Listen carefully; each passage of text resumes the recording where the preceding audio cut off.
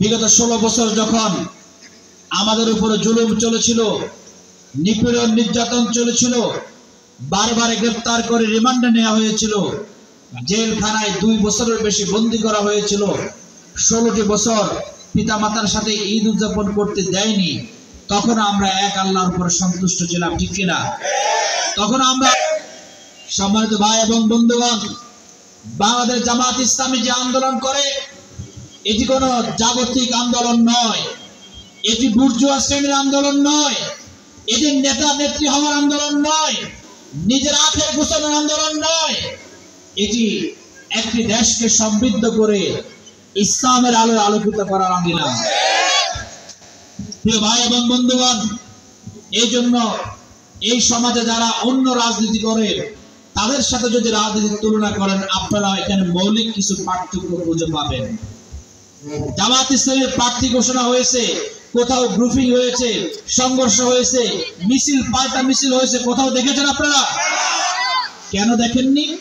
কারণ জামাতের কোন নেতা নিজে ইচ্ছা করে নেতা হতে পারে না, বরং সংগঠন এবং নেতৃত্ব জনশক্তি কর্মীরা তাদের উপর দায়িত্ব অর্পণ করে নেতৃত্বের ভার তুলে দেয়। এই দায়িত্বকে জামাত ইসলামের প্রত্যেকটি নেতা কর্মী, আমরা বিশ্বাস করি কালকে আমাদের ময়দানে আমার এই দুনিয়ার জিন্দেগির প্রত্যেকটি হিসাব আল্লাহর কাছে দিতে হবে। সুতরাং যে আন্দোলনের নেতা এবং কর্মীরা দুনিয়ার রাজনীতির হিসাব কালকে আমাদের ময়দানে আল্লাহর কাছে দিবে বলে প্রতিজ্ঞা ব্যক্ত হয়, আল্লাহর কাছে তার হিসাব দিতে হবে বলে প্রকম্পিত থাকে, সেই দল, সেই গোষ্ঠী, সেই দলের নেতা কর্মীরা একমাত্র দেশ এবং জনগণের জন্য ভূমিকা পালন করতে পারে, ঠিক কিনা? সভাপতি বাংলাদেশ মাওলানা ইয়াসিন আরাফাত,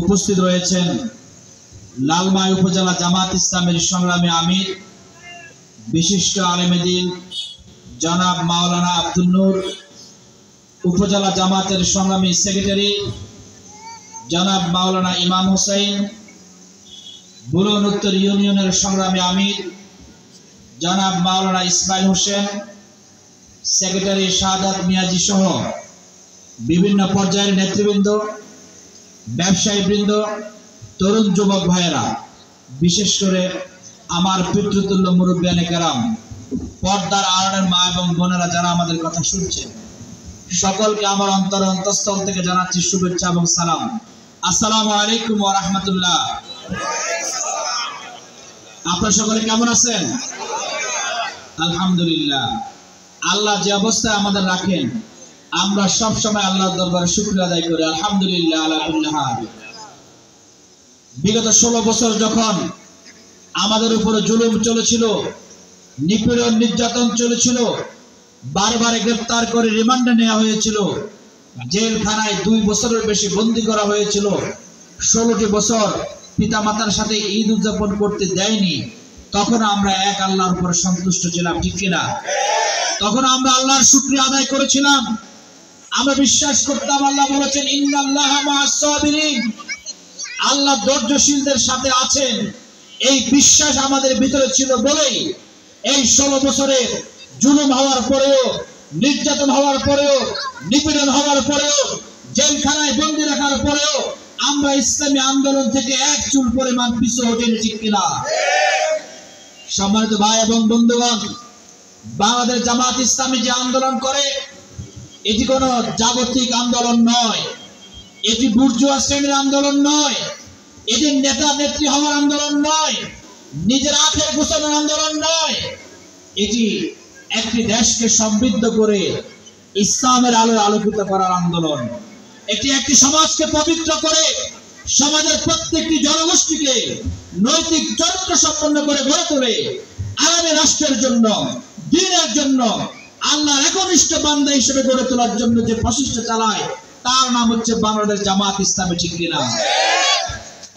প্রিয় ভাই এবং বন্ধুগণ, এই জন্য এই সমাজে যারা অন্য রাজনীতি করে তাদের সাথে যদি রাজনীতির তুলনা করেন আপনারা এখানে মৌলিক কিছু পার্থক্য খুঁজে পাবেন।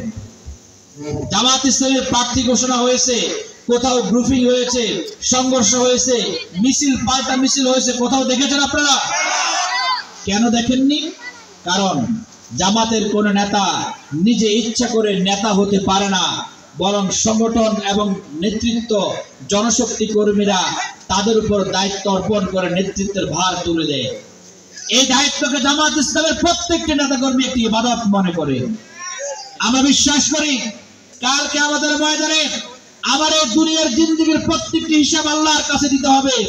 সুতরাং যে আন্দোলনের নেতা এবং কর্মীরা দুনিয়ার রাজনীতির হিসাব কালকে আমাদের ময়দানে আল্লাহর কাছে দিবে বলে প্রতিজ্ঞা ব্যক্ত হয়, আল্লাহর কাছে তার হিসাব দিতে হবে বলে প্রকম্পিত থাকে, সেই দল, সেই গোষ্ঠী, সেই দলের নেতা কর্মীরা একমাত্র দেশ এবং জনগণের জন্য ভূমিকা পালন করতে পারে, ঠিক কিনা?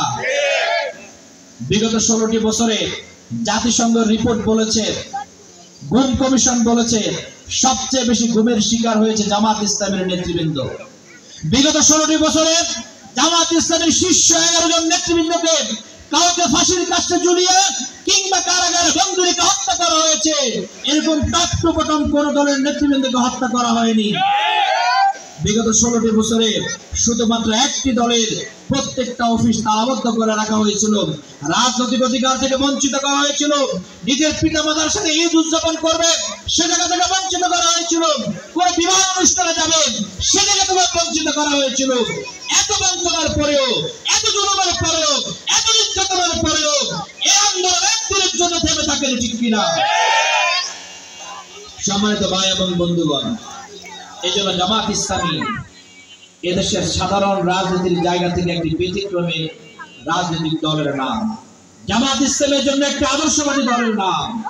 জামাত ইসলামীতে আজকে মানুষ আস্থা কেন খুঁজে পাচ্ছে? আজকে টেকনাফ থেকে তেতুলিয়া, আজকে রূপসা থেকে পাথরিয়া, জাফলং থেকে সুন্দরবন, আজকে যেখানে যাচ্ছি আজকে মানুষ জামাতের প্রতি আস্থা কেন রাখছে? আমি এক সিএনজি ড্রাইভারের কথা প্রায় সময় বলি। ওই সিএনজি ড্রাইভার আমাকে বলছেন, ভাই আপনারা এগিয়ে আসুন, আপনারা নির্বাচিত হলে গরিবের লাভ। আমি বললাম, আপনি তো অন্য একটি দল করেন, আপনি জামাতের লোক এমপি হোক, এটি আপনি কেন চান? ওই সিএনজি চালক আমাকে বলেছিলেন, ভাই রাজনীতির এত মারফেজ বুঝি না, এই বিশ্বাস আমার আছে জামাতের নেতারা মেম্বার, চেয়ারম্যান, এমপি হলে অন্তত গরিবের হক মেরে খাবে না, ঠিক কিনা?